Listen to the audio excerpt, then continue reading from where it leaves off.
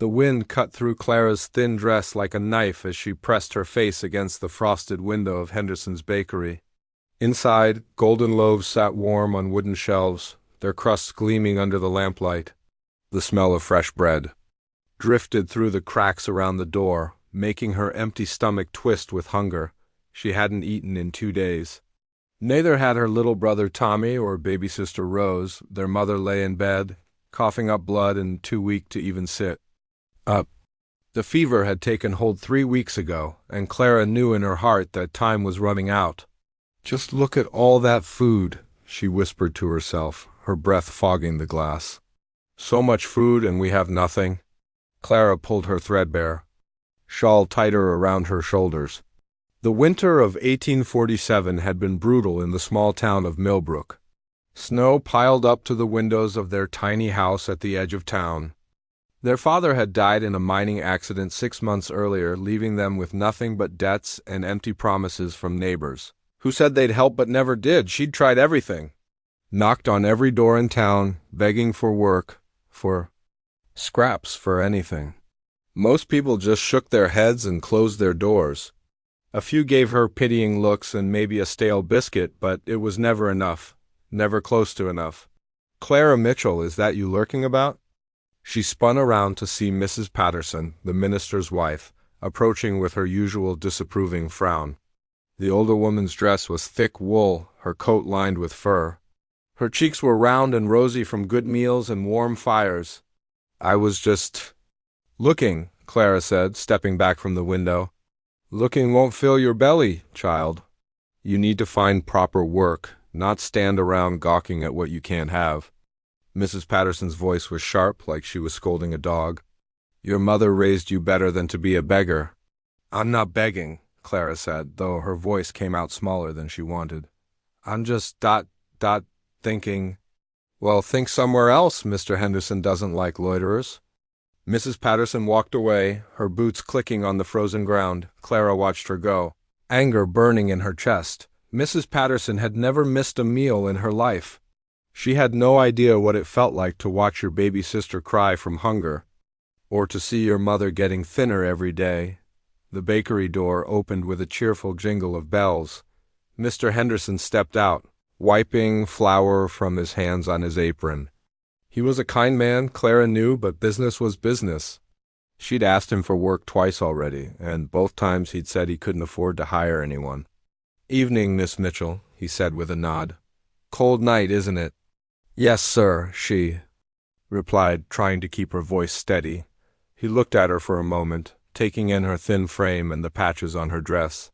For a second, Clara thought she saw sympathy in his eyes. But then he just nodded again and walked down the street toward the tavern. Clara waited until he disappeared around the corner. Then she waited a bit longer, counting to 100 in her head. The street was empty now, except for a few people hurrying home for supper. Warm suppers in warm houses with warm beds waiting after . She thought about Tommy and Rose back home. Tommy was only 8, but he tried so hard to be brave. He'd given his last piece of bread to baby Rose yesterday, saying he wasn't hungry, even though Clara could see his hands shaking. Rose was barely 2 years old. She'd stopped crying as much lately, and that scared Clara more than the crying ever their mother had whispered to Clara that morning when she thought the little ones couldn't hear. "Take care of them," she'd said, her voice like dried leaves. "Promise me you'll take care of them," Clara had promised. But how could she keep that promise with empty hands and empty pockets? She looked back at the bakery window. The warm light inside seemed to call to her. Just 2 small loaves, she thought. He has so many. He probably wouldn't even notice 2 small ones missing until morning. Her hands trembled as she reached for the door handle. This was wrong. She knew it was wrong. Her mother had taught her to be honest, to work hard, to never take what wasn't hers. But her mother was dying, and her brother and sister were starving, and sometimes wrong was the only choice left. The door opened easily, too easily. The bells jingled softly, and Clara held her breath, but no one came running. The bakery was empty, just as she'd hoped. The warmth hit her face like a gentle hug, and the smell of bread made her dizzy with longing. She moved quickly, quietly, toward the shelves. Her heart pounded so loud she was sure the whole town could hear it. 2 small loaves, that's all. 2 small loaves that might keep her family alive for another day or two. The bread was still warm when she picked it up. Soft and perfect and everything she'd dreamed about for weeks. She tucked 1 loaf under each arm and turned toward the door. Moving as fast as she dared, that's when her elbow caught the edge of a shelf. A jar of strawberry preserves wobbled, teetered, and then crashed to the floor with a sound like thunder. Red preserves splattered across the wooden boards and glass scattered in every direction. Clara froze. For a moment, the world went completely silent except for the ringing in her ears. Then she heard boots running on the wooden sidewalk outside. Heavy boots, moving fast. She ran for the door. But it was too late. Mr. Henderson burst through just as she reached it, his face red from running and his eyes wide with shock. Behind him came 2 other men she recognized from the tavern. "Well, I'll be," said one of them, a man named Pete who worked at the mill. "Looks like we caught ourselves a thief." Clara still held the loaves against her chest. Evidence of her crime, warm and damning in her arms. She wanted to explain, to tell them about Tommy and Rose and her dying mother. But the words stuck in her throat like sawdust. Mr. Henderson looked at her with sad, disappointed eyes. "Clara," he said quietly, "what have you done?" "I'm sorry," she whispered, finally finding her voice. "I'm so sorry. My family, we're so hungry. I just. Sorry doesn't fix my broken jar or my stolen bread," Pete said roughly. "Sheriff needs to hear about this." "Please," Clara said, tears starting to flow down her cheeks. "Please, I'll work. To pay it back, I'll do anything. Just please don't." But she could see in their faces that it was too late for pleading. In a town like Millbrook, theft was theft, no matter the reason. And Clara Mitchell, 17 years old and desperate, beyond measure, was about to learn just how unforgiving the world could be to those who had nothing left to lose. The jail cell was smaller than Clara's bedroom back home, if you could even call that tiny space a bedroom. Cold stone walls pressed in from all sides, and the only light came from a small barred window high up near the ceiling. She sat on the hard wooden bench, still wearing her thin dress, shivering as much from fear as from the cold. Sheriff Thompson had been gentle enough when he brought her in. He'd even let her keep her shawl and given her a cup of water. But Clara could see the sadness in his eyes, the way he shook his head when he thought she wasn't looking. He'd known her father, had spoken at his funeral. This wasn't easy for him. "Either your trial's set for tomorrow morning," he'd told her. "Judge Harrington's riding in from the county seat special for this, Judge Harrington." Even Clara, who rarely left her small corner of town, had heard that name whispered with fear and respect. He was known throughout the county as the hanging judge, though not because he hanged people. No, his punishments were different, more creative. Some said, "See, are Clara pulled her knees up to her chest and wrapped her arms around them. Through the small window, she could hear the sounds of Millbrook settling down for the night. Horses clip-clopping down the main street, the distant sound of laughter from the tavern, doors closing as families gathered for their evening meals. She thought about Tommy and Rose, probably wondering where she was. Had anyone told them? Had anyone thought to check on them? Their mother was too sick to care for them properly, and now Clara wasn't there either. The night stretched on forever.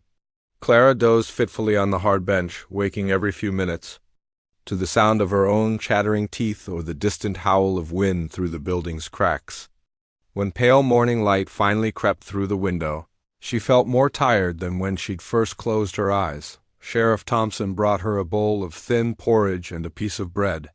The irony wasn't lost on her. She was getting more food in jail than she'd had at home in days.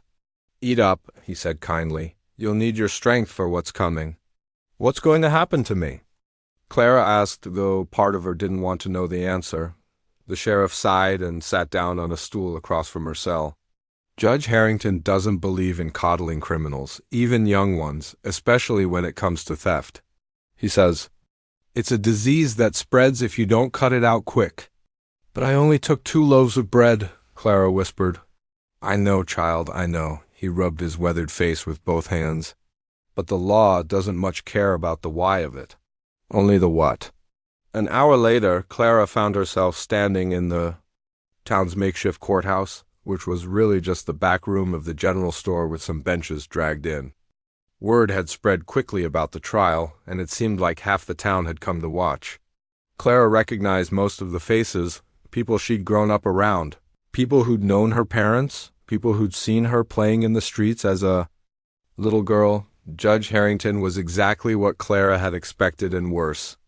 He was a tall, thin man with steel-gray hair and eyes like winter ice. His black robes made him look like a crow perched behind the simple wooden table that served as his bench. When he spoke, his voice carried the authority of someone who'd never been questioned, never been told no. "Clara Mitchell," he began, not even looking at her as he shuffled through some papers. "You stand accused of theft in the amount of 2 loaves of bread, valued at 6 cents, and destruction of property in the amount of 1 jar of preserves, valued at 12 cents. How do you plead?"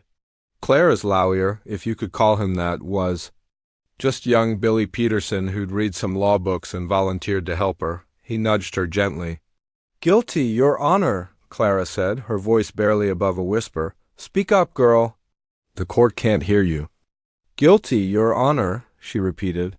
Louder this time. Judge Harrington finally looked at her, and Clara felt like she was being examined by a scientist studying a particularly unpleasant specimen. "Tell me, Miss Mitchell, what drove you to this? Criminal act?"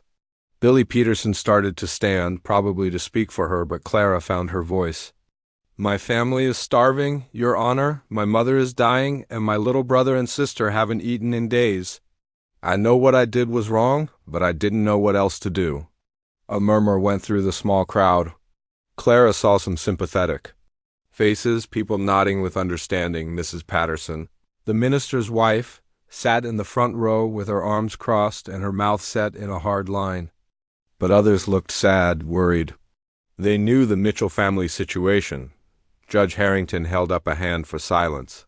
"Your circumstances, while unfortunate, do not excuse criminal behavior. In fact, they make it worse. You have younger siblings, watching your every move, learning from your example. What lesson do you think you've taught them today?"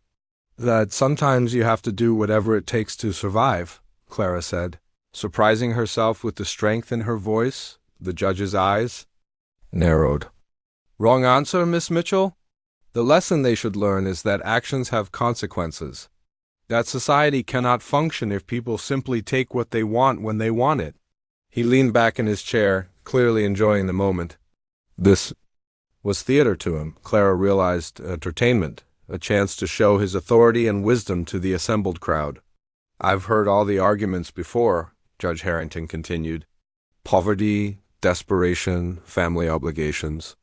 Every thief has a sob story. But if I let you off with a warning, what message does that send? That it's acceptable to steal as long as you have a good reason? That the law applies differently to different people?" "But, Your Honor," Billy Peterson finally spoke up, "she's just a young girl trying to feed her family." "Surely there's room for mercy here." "Mercy?" The judge's voice turned sharp. "Mercy is what creates more criminals. No, what's needed here is an example. Something that will make this young woman think twice before she steals again, and something that will make others think twice before they follow her path." Clara felt her knees go weak. She'd heard stories about Judge Harrington's creative punishments. A man caught cheating at cards had been forced to wear a sign around his neck for a month. A woman caught gossiping had been made to stand in the town square and publicly apologize to everyone she'd spread rumors about. "Clara Mitchell," the judge said, standing up so he loomed even taller above her, "I hereby sentence you to public humiliation by suspension. You will be hung upside down by your ankles in the town square for 2 hours, so that all may see the consequences of theft." The courtroom erupted. Some people gasped, others murmured their approval. Mrs. Patterson nodded with satisfaction, but Clara saw Mr. Henderson, the baker, shake his head sadly. "Furthermore," Judge Harrington continued, raising his voice over the crowd, "this punishment will be carried out immediately, as a lesson to all who might consider following your path." Clara felt the room spinning around her, hung upside down in public. For everyone to see? The humiliation would be unbearable, but worse than that was the knowledge that Tommy and Rose would hear about it. They'd know their big sister was a criminal publicly punished like a common thief. "Your Honor, please," she whispered, but her voice was lost in the noise of the crowd. Judge Harrington banged his gavel 3 times. "Order! The sentence will be carried out within the hour. Sheriff Thompson, see to the arrangements." As the crowd began to file out, already buzzing with excitement about the spectacle to come, Clara felt hands on her arms. Sheriff Thompson and his deputy guided her toward the door, their faces grim. "I'm sorry, Clara," the sheriff whispered. "I tried to talk him out of it this morning, but his mind was made up before he even got here." Outside, Clara could see people gathering in the town square, pointing at the wooden beam that stretched between 2 posts. Someone was already preparing the rope. The whole town would watch her punishment, would see her hanging there helplessly, but as they walked her across the square, Clara held her head up. She'd done what she had to do for her family, and she'd face whatever came next the same way, even if it killed her. The town square of Millbrook had never seen such a crowd. Word of Clara's unusual punishment had spread like wildfire, and people came from every corner of town to witness the spectacle. Farmers left their fields, shopkeepers closed their stores. Early, and even children skipped their afternoon chores to gather around the wooden platform that had been hastily constructed in the center of the square. Clara stood between Sheriff Thompson and his deputy, her wrists bound with rope, watching. As the crowd grew larger by the minute, some faces showed curiosity, others excitement, and a few showed what might have been sympathy. But most just looked eager for entertainment, like they were waiting for a traveling show to begin. "Quite a turnout," Deputy Miller muttered clearly, uncomfortable with the whole situation. "Haven't seen this many people since the Harvest Festival." Sheriff Thompson said nothing, but Clara could see the tension in his jaw. He'd been quiet during the walk from the courthouse, and she wondered if he was having second thoughts about carrying out the judge's orders. The wooden beam stretched between 2 tall posts, about 10 feet off the ground. A thick rope hung from the center, already prepared with loops for her ankles. Clara stared at it, her stomach churning. 2 hours hanging upside down in the cold February air. She wasn't sure she'd survive it. "Look there," someone in the crowd called out. That's the doc's horse." Clara followed their gaze to see a magnificent chestnut Mari tied to a hitching post near the edge of the square. The horse was beautiful, with a glossy coat that shone even in the gray winter light and intelligent dark eyes that seemed to take in everything around her. A leather medical bag hung from the saddle, marking her as belonging to the town's doctor. "That's Thunder," Deputy Miller said, following Clara's gaze. "Doc Hayes' horse. Finest animal in 3 counties, some say. Smart. As a whip, too. Seen her do things that would make you think she could read minds." Thunder stood calmly despite the growing crowd, occasionally pawing the ground or tossing her head. But as Clara watched, she noticed something odd. The horse seemed to be looking directly at her, those dark eyes fixed on Clara's face with an intensity that made her shiver. "Where is Doc Hayes?" Clara asked, though she wasn't sure why it mattered. "Inside Miller's house," Sheriff Thompson replied, nodding toward a white house at the edge of the square. "Old man Miller took a bad fall this morning. Doc's been with him since noon." Judge Harrington emerged from the general store, his black robes flapping in the wind like the wings of a great bird. He surveyed the crowd with obvious satisfaction, clearly pleased with the turnout for his demonstration of justice. "Citizens of Millbrook," he called out, his voice carrying easily across the square. "Today we witness the consequences of criminal behavior. Let this serve as a warning to all who would take what is not theirs." The crowd fell silent, anticipation thick in the air. Clara felt her legs trembling, but she forced herself to stand straight. She wouldn't give them the satisfaction of seeing her collapse with fear. "Proceed, Sheriff," Judge Harrington commanded. Sheriff Thompson hesitated for just a moment, then nodded to his deputy. Together, they led Clara to the platform. The crowd pressed closer, eager to get the best view of what was about to happen. As they lifted Clara onto the wooden platform, Thunder suddenly let out a loud whinny. The sound was so sharp and unexpected that several people in the crowd jumped and turned to look at the horse. Thunder was pulling against her reins, her ears pinned back and her eyes wide with what looked like distress. "What's got into that animal?" someone called out. "Probably just spooked by the crowd," another voice answered, but Clara noticed that Thunder's agitation seemed to increase as they positioned her beneath the rope. The horse was dancing nervously now, pawing the ground and tossing her head. Her nostrils flared wide, and she kept making soft, whickering sounds that seemed almost like she was trying to communicate something. "Easy, girl," Deputy Miller called out to Thunder. Nothing to worry about, but Thunder didn't settle down. If anything, she became more agitated as Sheriff Thompson began securing the rope around Clara's ankles. The horse pulled so hard against her reins that the hitching post started to creak under the strain.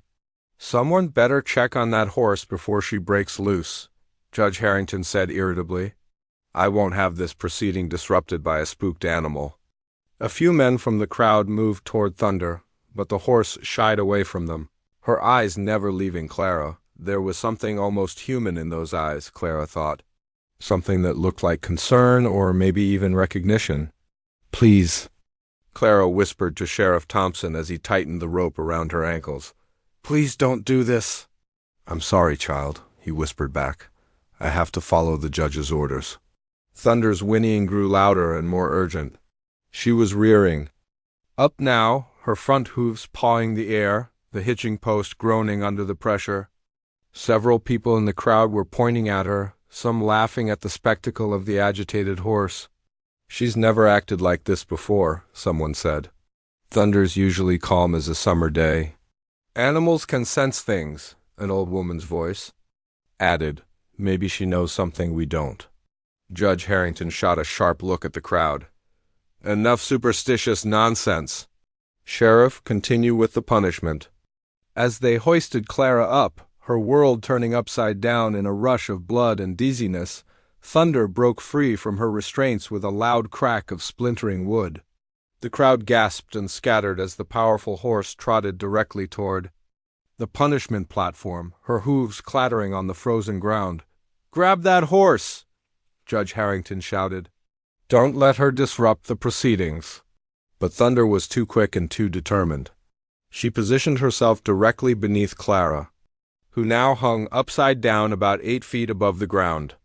The horse stood perfectly still, her body centered under the suspended girl, her ears pricked forward in an alert, protective stance. "Well, I'll be," Deputy Miller said, his voice filled with amazement. "Would you look at that?" Clara, fighting against the dizziness and the rush of blood to her head, looked down at Thunder. The horse was looking up at her, those intelligent eyes calm now, almost reassuring. It was as if Thunder was saying, "Don't worry, I'm here." "Move that animal," Judge Harrington commanded. "I will not have this punishment made a mockery of by a simple beast." Several men approached Thunder, but the horse pinned her ears back and showed her teeth in warning. She didn't move from her position beneath Clara, but she made it clear that anyone who tried to force her away would regret it. "Easy, Thunder," came a calm voice from the edge of the crowd. Dr. Hayes emerged from the White House, his medical bag in hand and a look of confusion on his weathered face. "What's all this commotion about?" The doctor was a man in his 50s, with kind eyes and gentle hands that had delivered half the babies in Millbrook and tended to countless injuries and illnesses. He'd been the one to sit with Clara's father in his final moments after the mining accident, and he'd visited their house several times to check on her mother's condition. "Doc, your horse has gone loco," Judge Harrington called out. "She's interfering with the administration of justice." Dr. Hayes looked up at Clara hanging from the rope, then down at his horse standing protectively beneath her. A strange expression crossed his face, something between wonder and concern. "Thunder," he said softly, approaching his horse with slow, careful steps. "What are you doing, girl?" The horse turned her head toward her master, but didn't move from her position. She whickered. softly, almost as if she was trying to explain something he couldn't quite understand. "She won't budge, Doc," Sheriff Thompson said. "Been standing there like a statue ever since the girl was strung up." Dr. Hayes studied the scene, his medical training taking over as he noticed Clara's pale face and the way her body was already beginning to tremble from the strain of hanging upside down. "How long is she supposed to stay up there?" he asked. "2 hours," Judge Harrington replied firmly. "And I won't have it shortened because of some confused animal." Thunder seemed to understand that her master was considering the situation. She looked up at Clara again, then back at Dr. Hayes, as if trying to communicate the urgency of the situation. "In my medical opinion," Dr. Hayes said slowly, "hanging upside down for 2 hours in this weather could be dangerous. The blood flow to the brain, the strain on the heart." "Your medical opinion wasn't requested, Doctor," Judge Harrington cut him off. "This is a matter of law, not medicine." But Dr. Hayes wasn't listening anymore. He was studying his horse, a creature he'd known for 8 years, who had carried him through snowstorms and blazing heat, who had never once disobeyed him or acted irrationally. Thunder was trying to tell him something, and for the first time in his life, Dr. Hayes was beginning to understand what it might be. The first 20 minutes passed like hours. Clara hung upside down, her face growing redder by the minute as blood pooled in her head. The world looked strange and twisted from this angle, the crowd of faces staring up at her, the buildings that seemed to lean sideways, the gray winter sky that now felt like the ground beneath her feet. Thunder hadn't moved an inch. The magnificent chestnut Morris stood like a statue beneath Clara, her powerful body perfectly positioned to break any fall. Her ears swiveled constantly, listening to every sound around her, but her hooves remained planted firmly in the same spot. "This is getting ridiculous," Judge Harrington muttered, pacing back and forth near the platform. "Sheriff, I want that animal moved immediately." "We've tried, Your Honor," Sheriff Thompson replied, wiping sweat from his forehead despite the cold. "She won't budge for anything." Several men from the crowd had attempted to lead Thunder away. They'd tried pulling on makeshift ropes, offering her oats from someone's feed bag, and even pushing against her powerful hindquarters. Nothing worked. The horse would pin her ears back, show her teeth, and plant her feet even more firmly. She wouldn't hurt anyone, but she made it crystal clear that she wasn't going anywhere. "Get more men," the judge ordered. "Surely 10 men can move one horse." Dr. Hayes watched the attempts with growing fascination. He'd owned Thunder for 8 years, had trained her himself from a young filly. She was intelligent, yes, but this behavior was unlike anything he'd ever seen from her. The horse seemed to understand exactly what was happening and had made a deliberate choice to protect the girl. "Thunder, come here, girl," Dr. Hayes called softly, extending his hand with a sugar cube. It was her favorite treat, something that had never failed to get her attention before. Thunder looked at him, her dark eyes soft with affection for her master. She took a single step toward him, then stopped and looked up at Clara. The girl's face was now a deep purple color, and her breathing had become shallow and labored. Thunder immediately stepped back into position, as if remembering her duty. "Well, I'll be," whispered old Pete from the mill. "That horse knows exactly what she's doing." The crowd was starting to murmur among themselves. What had begun as entertainment was turning into something else entirely. People were pointing at Thunder, marveling at her behavior, and some were beginning to look uncomfortable with the whole situation. "Maybe we should listen to what the horse is trying to tell us," called out Mrs. Johnson, who ran the boarding house. She was a practical woman who'd seen her share of life's hardships. "A horse can't tell us anything," Judge Harrington snapped. "It's a dumb animal acting on instinct, nothing more." But even as he said it, his voice carried less conviction than before. Thunder's behavior was too deliberate, too purposeful to be mere instinct. 30 minutes passed. Clara's vision was starting to blur, as she could taste blood in her mouth. The rope around her ankles felt like it was cutting into her skin, and every muscle in her body screamed with pain. But through her fading consciousness, she could feel Thunder's warm presence below her, steady and reassuring. "Doc, she's looking bad," Deputy Miller said quietly, nodding toward Clara. Real bad. Dr. Hayes had been thinking the same thing. As a physician, he could see the signs of distress in Clara's body, the color of her skin, her labored breathing, the way her limbs had gone limp. Much more of this, and the punishment could become permanent. Judge Harrington, Dr. Hayes said, stepping forward, I must insist that this punishment be ended. The girl is in serious medical distress. She has another hour and a half to go. The judge replied firmly, The law demands the full sentence be carried out. The law also demands that punishments not result in death, Dr. Hayes countered. And that's where we're headed if this continues. Thunder seemed to sense the growing urgency in the men's voices. She shifted slightly, positioning herself even more precisely beneath Clara. Then she did something that made everyone in the crowd gasp. She began to slowly rear up on her hind legs, stretching her neck upward until her nose almost touched Clara's dangling hair. Would you look at that? Breathed Sheriff Thompson. She's trying to get closer to the girl. Thunder held the position for a moment, her strong legs trembling with the effort, then lowered herself back down.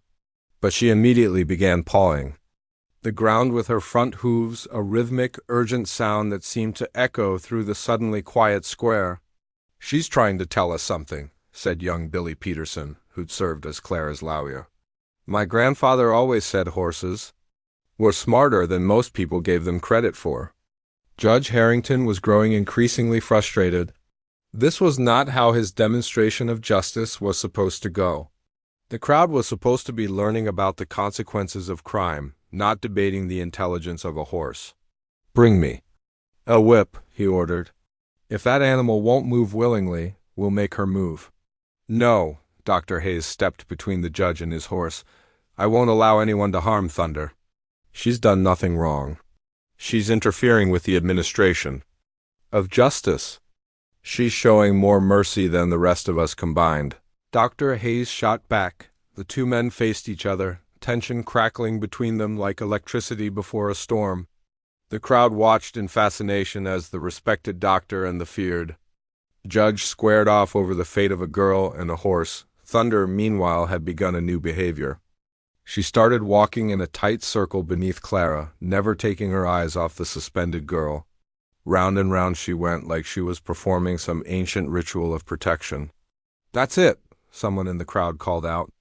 She's making a circle. Indians do that when they're protecting something sacred.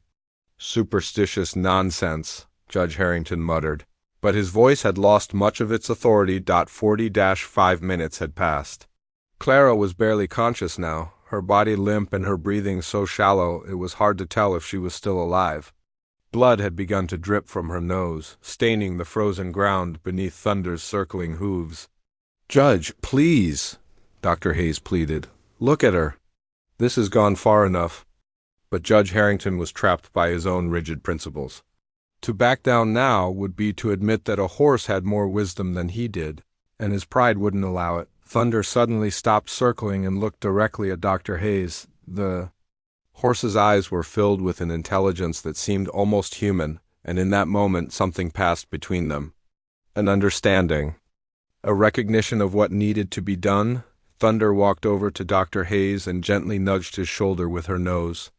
Then she walked back to her position beneath Clara and looked up at him expectantly. She wants me to do something, Dr. Hayes sighed, his voice filled with wonder. She's asking me to help. Don't be ridiculous, Judge Harrington said, but his voice lacked conviction. Dr. Hayes approached Thunder slowly.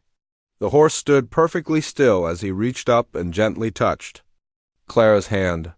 Her skin was ice cold, her pulse barely detectable. This girl is dying, he announced to the crowd. And this horse is the only thing standing between her and death. Thunder whinnied softly as if agreeing with his assessment. Then she did something that made everyone in the square hold their breath. She carefully positioned herself so that her back was directly under Clara's head, providing a cushion for the girl's neck. She's supporting her, someone whispered. The horse is keeping her from breaking her neck. The crowd was completely silent now, awed by what they were witnessing. This wasn't just a horse protecting a human. This was something deeper, something that seemed to touch the very essence of compassion and mercy. Judge Harrington looked around at the faces surrounding him. The excitement and entertainment were gone, replaced by something that looked suspiciously like judgment. But not judgment of Clara, judgment of him. Dr. Hayes knelt down beside Thunder, placing his hand on the horse's neck. He could feel her powerful heartbeat beneath his palm, steady and strong, like she was drawing strength from some deep well of determination. Clara hung above them, her breathing so faint it was barely visible in the cold air. "Thunder," he whispered, "what are you trying to show us?" The horse turned her head toward him, and for a moment Dr. Hayes felt like he was looking into the eyes of someone much wiser than himself. There was purpose there, and compassion, and something that looked remarkably like hope. The crowd had grown restless. An hour had passed since Clara had been strung up, and what had started as entertainment had become something uncomfortable. To watch, people shifted from foot to foot, whispered among themselves, and many couldn't bring themselves to look directly at the girl anymore. "This ain't right," said old Peterson, the blacksmith. "No matter what she done, this ain't right." Others nodded in agreement. Mrs. Johnson from the boarding house had tears in her eyes. Even some of the men who'd initially supported the harsh punishment were looking uncertain. Judge Harrington sensed the mood shifting and didn't like it one bit. He'd built his reputation on being tough, uncompromising, the kind of judge who never backed down from his decisions. But now a horse was making him look like a fool, and worse, making him look cruel. "Sheriff Thompson," he called out, his voice sharp with irritation. "I want that animal moved, and I want it moved now. Use whatever force is necessary." Sheriff Thompson looked at Thunder, then at Dr. Hayes, then at the dying girl hanging above them. He'd been a lawman for 20 years, had seen his share of justice and injustice, and something about this whole situation felt wrong to him. "Judge," he said slowly, "maybe we should consider that the horse might be right." "The horse might be right?" Judge Harrington's voice rose to a near shout. "Have we all lost our minds? It's an animal. It doesn't understand right from wrong, doesn't it?" Dr. Hayes stood up, facing the judge directly. "Because from where I stand, Thunder is showing more understanding of right and wrong than any of us." Thunder, as if responding to her name, stepped even closer to Clara. The horse's back was now supporting most of the girl's weight, taking the strain off her ankles and allowing blood to flow more normally through her body. Clara's color began to improve slightly, though she remained unconscious. "Look at her," Dr. Hayes pointed to his horse. "She's not just standing there randomly. She's positioned herself to keep Clara alive. She's supporting her weight, cushioning her fall if the rope breaks, even warming her with body heat. If that's not intelligence, if that's not compassion, then I don't know what is." The crowd murmured in agreement. People were nodding, pointing at Thunder's careful positioning, marveling at the horse's apparent understanding of the situation. Young Billy Peterson, who tried so hard to defend Clara in court, stepped forward. "Your Honor, maybe this is a sign? Maybe we're meant to show mercy here." "Signs and mercy," Judge Harrington scoffed, but his voice lacked its earlier conviction. "What's next? Are we going to start taking legal advice from cows and chickens?" But even as he said it, he could see he was losing the crowd. People were looking at him differently now, not with the respect and fear he was used to, but with something that looked dangerously close to disappointment. Thunder suddenly lifted her head and let out a long, mournful whinny that seemed to echo off the buildings around the square. It was a sound of sadness and urgency, like she was pleading with the humans to understand what she could see so clearly. "She's calling for help," whispered Mrs. Patterson, the minister's wife who had been so eager to see Clara punished. "Even?" She looked shaken by what was happening. Dr. Hayes walked over to Judge Harrington, moving slowly and deliberately. When he spoke, his voice was quiet but firm. "Your Honor, I've been a doctor in this town for 15 years. I've seen people live and die. I've watched families torn apart by tragedy and brought together by kindness. And I've never seen anything as pure as what that horse is doing right now." "It's just an animal acting on instinct," the judge repeated, but the words sounded hollow now. "No," Dr. Hayes shook his head. Instinct would tell her to run from danger, to protect herself. What she's doing is choosing to help someone who can't help herself. That's not instinct, Judge. That's choice. That's compassion. That's everything we're supposed to stand for. Thunder seemed to understand that something important was happening. She looked up at Clara, then at Dr. Hayes, then directly at Judge Harrington. Her eyes were calm but determined, like she was making one final appeal to his better nature. The judge stared back at the horse, and for a moment something flickered across his face. Maybe it was doubt, or maybe it was recognition of something he'd lost along the way in his pursuit of rigid justice. 1 hour and 15 minutes remaining, he said, but his voice was barely above a whisper.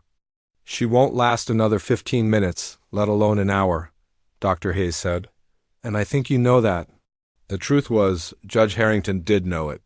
He could see it in Clara's still form, in the way her breathing had become so shallow. But it would mean admitting he'd been wrong. And that was something he'd never done in 30 years on the bench. Thunder made the decision for him. The horse carefully moved forward until Clara's head rested completely on her back. Then she began to lower herself slowly, bending her front legs until she was lying down, gently lowering Clara toward the ground while still supporting her weight. Would you look at that? Breathed Sheriff Thompson. She's trying to lay the girl down gentle-like. The crowd watched in amazement as Thunder performed this delicate maneuver, moving with incredible care to avoid injuring Clara further. It was clear the horse had thought this through, had planned exactly how to help. Cut her down, Dr. Hayes said suddenly, his voice carrying across the silent square. Cut her down now, before it's too late. I didn't give that order, Judge. Harrington protested, but his voice was weak. Then I'm giving it, Dr. Hayes replied. As the town's doctor, I'm declaring this a medical emergency. Sheriff Thompson looked from the doctor to the judge, clearly torn between his duty to follow orders and his growing conviction that those orders were wrong. Thunder solved his dilemma by looking directly at him and whinnying softly as if to say, Please. Help her. Cut her down, Deputy, Sheriff Thompson ordered. Now, Deputy Miller didn't hesitate. He climbed up on the platform and began working at the rope around Clara's ankles. The crowd held its breath as he cut through the thick strands. Thunder positioned perfectly to catch the falling girl. When the rope finally parted, Clara dropped gently onto Thunder's broad back. The horse remained perfectly still as Dr. Hayes rushed forward to check on the girl's condition. She's alive, he announced, his hands checking her pulse and breathing. Weak, but alive. Thunder carefully stood up, allowing Dr. Hayes to lift Clara in his arms. The horse then did something that brought tears to many eyes in the crowd. She gently nuzzled Clara's pale face, as if checking to make sure she was going to be all right. Judge Harrington stood in the middle of the square, watching as his authority crumbled around him. The crowd wasn't looking at him anymore. They were looking at the horse who had shown more wisdom and compassion than their highest legal authority. This isn't over, he said, but everyone knew it was. Dr. Hayes carried Clara toward his office, Thunder walking beside him like a guardian. Angel. Actually, Judge, he called back, I think it is. And I think we all learned something important today about what real justice looks like. As the crowd began to disperse, many people stopped to pat Thunder's neck or whisper words of thanks. The horse had done more than save Clara's life. She had reminded an entire town of their humanity. Later, as Clara recovered in Dr. Hayes' office, the doctor arranged for food to be sent to her family and ensured her mother received proper medical care. Clara never stole again, not because she feared punishment, but because she'd learned that sometimes, when things seem darkest, help comes from the most unexpected places. And Thunder? She became something of a legend in Millbrook, the horse who taught a whole town that true justice isn't about punishment, it's about mercy, compassion, and the courage to do what's right even when no one else will.